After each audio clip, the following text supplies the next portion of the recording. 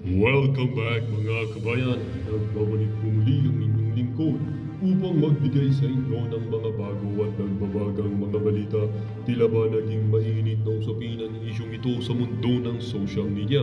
Isang nakakagulat na insidente ang naganap kahapon ng si Presidente Kuting. Ang pinuno ng bansa ay nahuling may puting substansya sa kanyang ilong habang nagbibigay ng kanyang talumpati sa harap ng libo-libong tao. Ang insidenteng ito ay nagdulot ng malawakang kontrobersya at nagbigay daan sa mga haka-haka na si Presidente Kuting ay gumagamit ng ipinagbabawal na gamot. Ang talumpati ni Presidente Kuting ay nakatuon sa pagpapabuti ng kalagayan ng ekonomiya ng bansa at pagsugpo ng kriminalidad. Ngunit ang kanyang mensahe na tabunan ng hindi inaasahang pangyayari sa kalagitnaan ng kanyang pagsasalita napansin ng mga manonood at mga mamamahayag ang puting substansya sa gilid ng kanyang ilong. Sa halip na kaagad itong punasan, ipinagpatuloy ni Presidente Kuting ang kanyang pagsasalita na tila walang anumang nangyayari.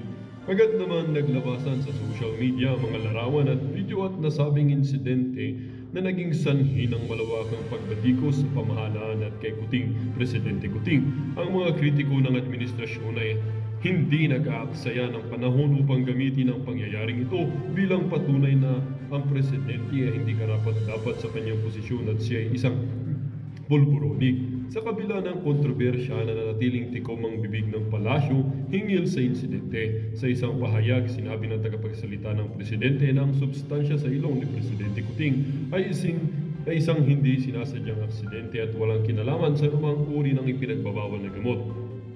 Ayon sa kanila, ang presidente ay sumailalim na sa ilang test at lahat ng resulta ay negatibo. Gayunpaman, hindi napawi ng pahayag na ito ang pangamba at galit ng publiko.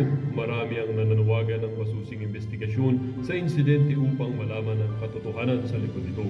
Ang iba naman ay nananawagan ng bumaba na sa pwesto si Presidente Kuting upang mapanatili ang integridad ng pamahalaan. Samantala, ang insidente ay patuloy na pinag-uusapan sa buong bansa at maging sa internasyonal na komunidad. Ito ay nagbukas ng mga bagong usapin tungkol sa liderato at kasalukuyan ng mga opisyal ng gobyerno at sa kung paano dapat tumugod ang mga ito sa mga ganitong uri ng isyu. Hanggang sa kasalukuyan, patuloy pa rin ang pagsubaybay ng publiko sa mga susunod na hakbang ng pamahalaan ukol sa kontrobersyang ito. Ang mga Pilipino ay umaasa na ang katotohanan ay lalabas at ang hustisya ay mananaig. Well, para nga sa buong